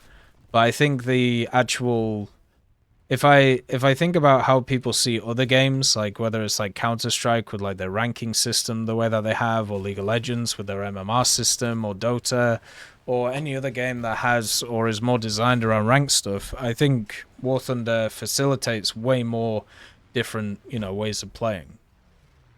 The fact that I see way more vehicle variety in War Thunder than I do, let's say, hero variety in something like League of Legends will point me towards that idea, right? So yeah. The other things that can also push you towards not playing meta vehicles is, once again, as I said, the way that I play the game, but also the battle pass, or dailies, or specials, or anything like that. Because there are a lot of dailies, which, yes, they're just like win, or they do really well. But there are also other ones, like, the special I'm doing right now, which is, hey, go get ground kills with strike aircraft. Now, I'm not playing these matches just to specifically win the match. It's nice if we win the match, but at the same time, I have my own objective, I'm focusing on it, and I'm going from there, right? Like, that's the idea. So it isn't the only thing that's in my head when it comes to that stuff. And I think that's what it is for a lot of players. If you're just thinking about winning all the time and nothing else, then there is no reason to play anything else, and that sucks. And that leads to very negative places. It's the same reason why people like to try different stuff in different games, or all of these things. And I do think the game does facilitate that. Especially with the changes they made, where they made it so you don't get as much of a bonus for winning compared to losing, which was something they modified, a year or two ago now? Where the idea is that you don't get as punished for being on a losing team. This has also led to other issues, though, such as maybe people not trying as hard, or leaving matches more, or doing whatever thing, right? But it's also going along with that idea. And we have whatever. Where's the part with Sam's? Dunno. Check the timestamps. Then we have Glad Winstein. I dislike how incompetent the ADATS is. It's good, but you can't manage to clear the sky because CAS is getting better and more advanced and also more powerful. Pantsir is top 1 most feared SPAA. At least they should buff the Florakrad to be slightly good as the Pantsir.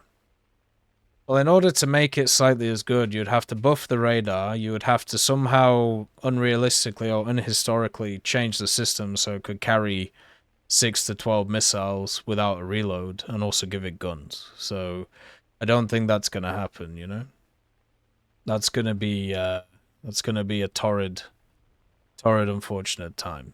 But yeah, I do agree, as I've said previously, the difference between the vehicles is nuts. They need to address it. And hopefully they address it soon, because the issues are just getting worse with every update that goes on. They've said that they'll address it next update. We'll see what they decide to do. I don't hold out a lot of hope, just because of the fact I've been here too long, and and when it comes to top tier, the only correct statement about top tier and how it works is it will never be balanced. So, yeah, just one of those things, innit, brav? So, yeah, it is very sad seeing the Pantsir and then also seeing the Florakrad at the same BR. What they need to have a look at is just decompression of those areas. Like, it's if the Tunguska as a vehicle was seen as not as good as the others, which, to be honest, is fair because they nuked its tracking radar just like they did the Shilka and many others, then it's time to have the same conversation about other nations and how they fit into the game, and also what support vehicles they have compared to a lot of other stuff, right?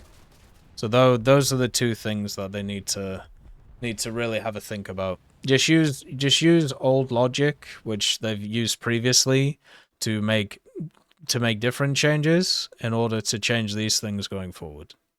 That's it. Don't even have to go too crazy. Don't even have to come up with new things. Literally just say the same stuff you said before in a different site context. I see Canberras almost every game in the Bish. I feel really bad for them. Yeah. Yeah, because they have one job and that's to get bombs off. But even nowadays, they can't do that. They should make it so when you disable crossplay, you can play realistic battles. Every time I go into a ground match, the entire enemy team is on PCs or console players. Didn't they remove the mark of the beast? Oh no, it's still there. Yeah, you can see it. But yeah, I feel like they should maybe have a look at that stuff. But I think the option's nice to have. The ADATs would be massively improved if they improved its tracking radar.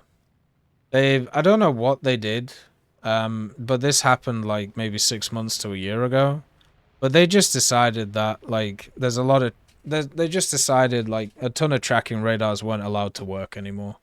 Like at a good setup, like the LVR-BV, the M163, the ADATs, obviously the Harvit and the Macbeth, like all of these vehicles. The tracking radars used to be pretty good. Now they're just not. And it sucks because now that things are able to engage from longer distances, you need better radars to be able to deal with them. But those better radars have been nerfed into the ground. So it's just very sad. I wish it wasn't the case. I wish they would think about maybe improving those. I don't care if it's a realistic change. It's annoying as hell. Stuff like the Saddam as well. Like playing the Saddam is very annoying with the changes that they made to stuff like that. Hopefully we can have a change to that to improve it, to make it better for the overall community. Hey Mr. Jedi, nice to see you. Hopefully you're doing good today. Then we have Flyboy Joe again. Nah, man, moving all the 4-3s to rank 2 is bad. I'd say that having BR 4-3 is the threshold for the beginning of rank 3 for all trees. To be honest, people abuse top tier for grinding events, seeing that's how you get the most score. I wish that was the case, but the multipliers are definitely the highest at the top tier. But the way of getting the most score is playing the most overpowered vehicles. And one of those vehicles, and has been for the longest time, which is not available for everybody, is the KV-1B. If it was available for everybody, that vehicle would shoot up in BR without even a conversation. Hey Rejinx, nice to see you, man. Doing good, just in the tech talk and chilling this Friday. You know, sorting out a few things and having a good time. Hopefully everything's good on your end, man. Hopefully you're doing well.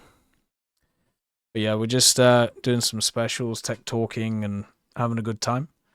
But yeah, the simple thing is you need to find a fix for something like that, because it's been an abuse for the longest time. And since they're starting to really ramp up decompressing that area, it's only going to get worse, right? There's a reason why they just put up all those 3.7 T-34s. It's because they were rampant in 2.7 and 3.0 matchmaking. And they were very, very powerful. And now that they're at 4.0, now people are still going to play them, right? So now you're going to have a situation where a lot of people are playing around 4.0, and a lot of people are going to get up-tiered into it, and hey presto, they're going to get up-tiered into those KV-1s. Like, it's just going to be a pain for the longest time. And it's been one of those problems for the longest time. And a lot of veteran players abuse it. And they have done for many years. You know, there's plenty of people that I can point you towards who do this. And the fact is, they can make more mission score at that BR after modifiers than they can at high tier. So it makes more sense for them to play at that tier, and that's what they do. That's why you always have that kind of like sunken area every time an event comes around. And it's not fair. It is not fair. They should really, really sort that out. But at this moment in time, they have not. And it makes me very sad. I don't like to see people abused. I don't think it's fair to any system in the world. You know? But right now, yeah. That's the system we're at. Hopefully they change it. And we have its CPU. Is your name Tech, or is that just a nickname? No, I wasn't born Tech. Well, who knows? Maybe one day. Maybe in the future if robots take over. But no, Tech is just easier to say than the European Canadian. So, like, it's just a nickname. I've always found it funny because the name I wanted, which was taken at the time, was the British Canadian, because technically I'm more British than European in that way. But then that would have been, you know, the TBC, which is, first of all, a lot harder to say, and then also at the same time, something that people would have used over the years to say the big cock. So I prefer the enormous cock, if I'm honest. I think it has a little bit more gravitas to it than the big cock. So, yeah. But yeah, Tech is just a abbreviated version of the European Canadian. Makes more sense to me that that's the case, and you know, I think it's a lot better how it's set up. But yeah, simple as. And we have Wonder Whale. Hello. Hello. Guten Abend, my boy. Hopefully you're doing good. There we go. Doing the rump shakers. But yeah, so I feel like, at least for me, oh, I can pen these things, that's cool. Hello is a good name. And a good way to go. So then we have a million. Premium time sucks. Every time I have premium, I feel forced to play this game or would burn money. I prefer a premium vehicle. Surely that's just a mentality issue, right? If you pay for a subscription to an online service like Netflix, if you're not using it all the time, that doesn't mean that you're wasting money, right? And also, if you really want to break it down, like, so how many minutes are in a year? Let's see. How many minutes in a year? So there's 525,600 minutes in a year. And it's $40. Right? $40 per year to get premium time. So per hour, or not even per hour, but per minute, you are wasting, if you're not playing, 7.6 times 10 to the power of -5 minutes. So I think you'll be alright. I think it's okay. But if that is the mentality, the idea of that, then you could say the same thing about the premium vehicle. You bought the premium vehicle, and if you're not using it, it's just sat there wasting money, you know? So, you know, I think in general, I wouldn't be worried about that idea. I would, and then also, you know, you don't have to buy it. Is probably the other thing. That's the way to go. Hey Nito, nice to see you. Hopefully you're doing good. I see you too, Den. Hopefully life's alright. Are you gonna get a year of content or enjoyment out of that? Maybe not. Oh, like with a AAA release thing? Yeah. Well, I mean, think about that Starship Troopers game, right? I bought it on sale and it's DLC. And it was like $30, I think, for me, or $35. And I really enjoyed the main campaign, but the main campaign was 12 hours, right? So, in those 12 hours, I had a great time. But if we compare that to like War Thunder, where I can put 12 hours in, like, 2 days.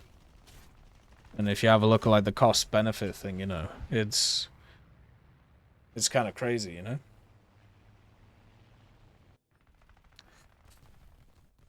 What's the weather outside right now? Pretty sunny. It's quite nice. Works pretty good. The Ariete sadly got downgraded. By what? Does the Ariete with the Centauro 2 turret exist? No idea. I know for a fact that Italy are moving over to using Leopards, which tells you their opinion on the good old Ariete. So that's the end of the questions from the Tech Talk. Do any of you guys have any additional ones or anything you kind of want to go through or talk about? Anything you want to talk about on the live side of things? Because obviously, we're into the Battle Pass now. Battle Pass is going pretty Gucci.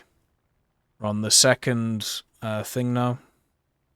The old Jarl's squad and Loki's cunning is happening, so sorting those two out. Opinion on the Starship Trooper RTS or Terran Command? The main campaign's really fun, and I'm going to be playing the DLC either this week or next week, probably next week. But the game is really good, and even though, if you have a look at it from the outset, what you have is a very simple RTS idea. Right? The mechanics of it are not anything you haven't seen anywhere else. But the way that the game is set up is fantastic.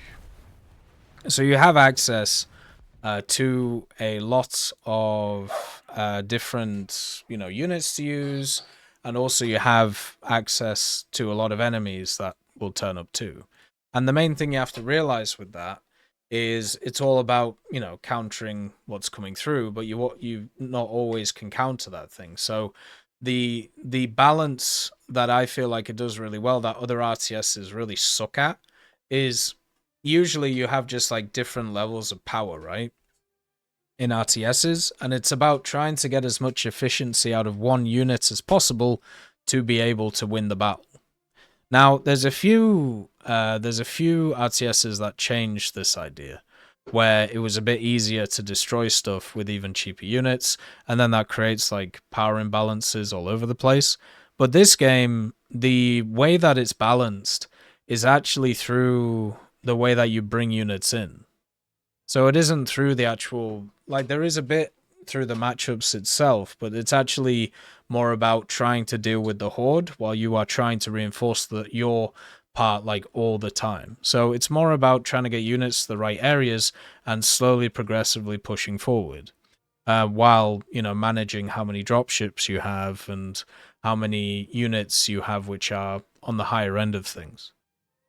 The game did that part extremely well. This idea of a wave where, they were attacking you constantly, you had to fight it back, and then over time, you would be able to, push them back. And it was as if it was like a wave defense where you're just trying to get little improvements here and there and try and improve it in this way and that way and, just try and take a few steps that way to be able to push the rest. And it was really fun and really enjoyable for that. And the key thing that game needed, though, and they did it, right, which was not being able to shoot through your allies. If they'd made that game, which basically all RTSs do nowadays, where you're able to shoot through your allies, so you don't actually destroy them, so they're invulnerable to allied attacks. If they'd made it so that wasn't the case, the game would have been probably one of the easiest games in the world. But because they made that thing a thing, it meant that levels, the actual height of your units mattered. It meant that spacing was incredibly important and crossfire was incredibly important. And I thought that was really fun. I think for what I paid for it, I was happy with the experience. And there's also challenges and stuff that we'll probably do at the same time. The only thing that I didn't like about it is there's a bunch of missions where it gives you a ton of objectives to do, at the start of the mission, right? So you have a general progression that you have to do in order to complete the mission. Now, this is very standard in RTSs. You go to point 1, you fix point 1, you go to point 2, maybe you defend a point 2, maybe they attack you again and you got to do something about it. Then you have point 3, and you just keep going, right? Gates of Hell does this. You know, Men of War has done this for the longest time. Company of Heroes is like, you know, pretty much like that with everything it does. But the problem with this game is in games like that. So Men of War and Gates of Hell do this perfectly. They give you just a ton of objectives, and there is like a more procedural standard way that you can do these things, or there is the way where you can like just go balls to the wall and like go for a key point first and then like use that to get a bunch of like points to be able to attack the next area, right? And that is like a risk reward scenario. In this game, in a lot of the missions that I played, I felt like that didn't exist. So there was a very linear path of things I was supposed to do based on what the map looked like to be able to get to be able to complete the mission. And there was even certain parts of that game where if you didn't follow the precise way that the game wanted you to play it, it had built-in mechanisms to stop you doing things. So, for example, there was a like mission where there was a lair in the middle of it, and you could beat back the lair. Like I killed thousands and thousands of bugs, but it automatically respawned them, breaking the mechanics of the game. So therefore, you know, not following standard procedure to what it did previously. And it all did it so you just couldn't go back in a certain area of one of the missions. And there was no point in it. There was absolutely no point in it existing, in my opinion. I'm guessing in testing, somebody found like an exploit or something and they didn't want to patch it in. And then there was also one of the last missions, like the second to last mission, where there was like 2 huge hives that you had to deal with, right? And it was really fun. But once again, there was a very obvious way of doing these things, where you had to attack one of the hives before you attack the other one, and that's all fine and everything. So that's exactly what I did, right? I decided in my head, okay, so what I'm going to do here is I'm going to attack the wrong place first, and I'm going to see if I can actually do something about it. Now, these 2 hives are exactly the same size. There's no difference between them. The only difference is the way that all of the units are spread out, right? And because of the fact that they were spread out in a certain way, you were not able to conquer that before taking the other area. And that stuff annoys me. Because an RTS, at its core, is about you controlling what you see on the battlefield from your point of view, right? Like that's the whole idea. Okay? And if the game puts barriers in the way of you being able to do that, that sucks.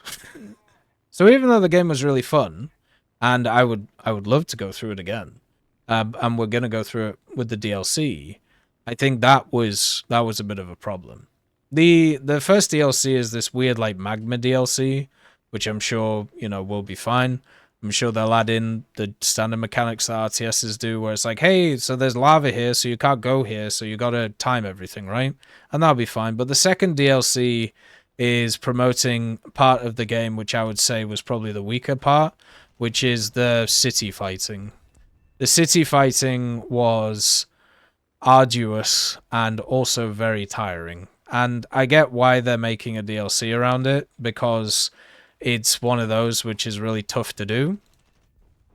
So, you know, people are going to get a lot of time out of it, and they're going to play it a lot, and it's going to be that like slow grunge grind, which is what you think about when you think about Starship Troopers. You think about this idea of all of these guys signing up to like defend the Earth, and then also having to deal with this unrelenting set of bugs which just keep coming in larger and larger waves, and you just have to keep pumping them full of ammo, and you have to keep fighting and don't stop, because then everybody will just die, and you know the world will cease to exist, and you're the last person who can stop them, right? Like that's the whole idea of Starship Troopers from a very, very basic point of view. But when it's in the middle of a city, it's annoying as all hell to fight in. So we'll see how it goes. Hey Zara, nice to see you. Nice to see you too, Peter the Great. Happy Friday. Hopefully you guys are doing good.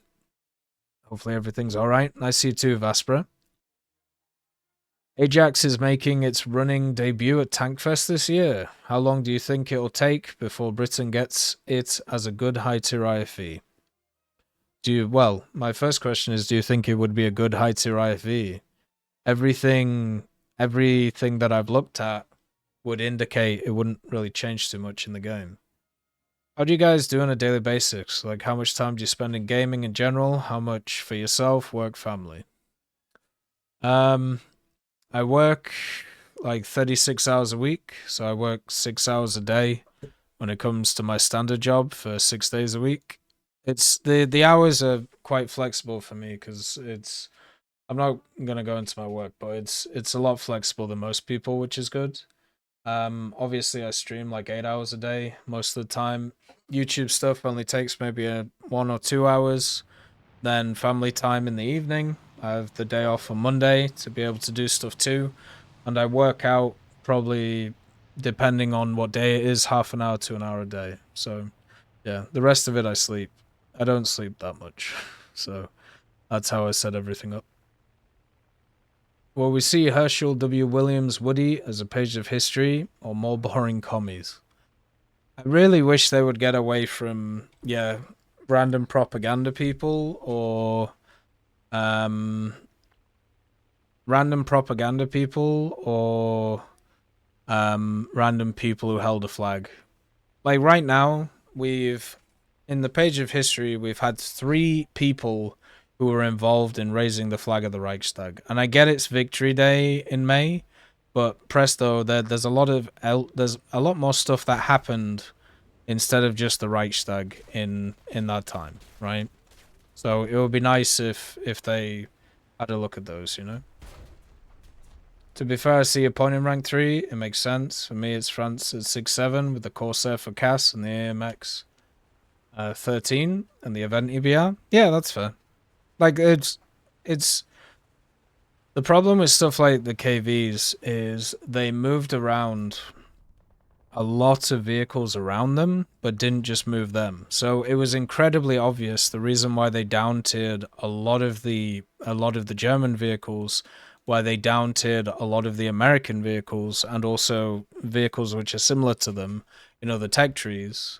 The reason why they down-tiered them is because they couldn't deal with T-34s and KVs. So for the longest time, they just didn't move them and just moved everything else. And it was really, really obvious, right? Now, they moved up one of the KVs. Took them long enough. After 4 or 3 sets of BR decompression. And now they've recently just moved up some of the T-34s. So we're finally getting to a bit of point of, where it should have been in the first place. What do you think about adding the British tree some RAF vehicles like Sabres and Mirage 3? I'm down for it. I think Australia as a nation is really interesting, not just from a historical point of view, but just people I've generally met from there. There's a lot of Aussies over here and also Kiwis. I have some family in New Zealand. They're pretty fun. I really enjoy them. And in general, I would like to see more and more countries represented in larger and larger ways. Australia also has the ability to have quite unique vehicles, which is cool. Whether it's vehicles they built or modified, obviously we have stuff like the Matilda Hedgehog, which was one of those, but there are many others which they could add into the game, which are very much Australian. And as we've seen with the Gripen for Britain, one of the ways that you fix some of the issues that some nations have in terms of what they have access to is by adding other nation stuff to them. And with Britain, they've done that. And I hope they continue to do so going forward. I'm sure they will. There's no reason why they wouldn't. So, looking forward to it at the end of the day. If that's all of the questions that people have, we're able to get both of our dailies done, a special task, and also one off doing another special task too. So a very, very good couple of hours. Just remember when it comes to the tech talks, if you want to have something talked about or gone through when it comes to it, make sure to leave a comment in the Tech Talk description itself. I'd like to hear a little bit about what people's opinions are about the next update, if I'm honest, because it's right around the corner. We'll probably have some news about it next week, so it should be quite cool to see. So look after yourselves. Peace be with you, and we'll see you next time.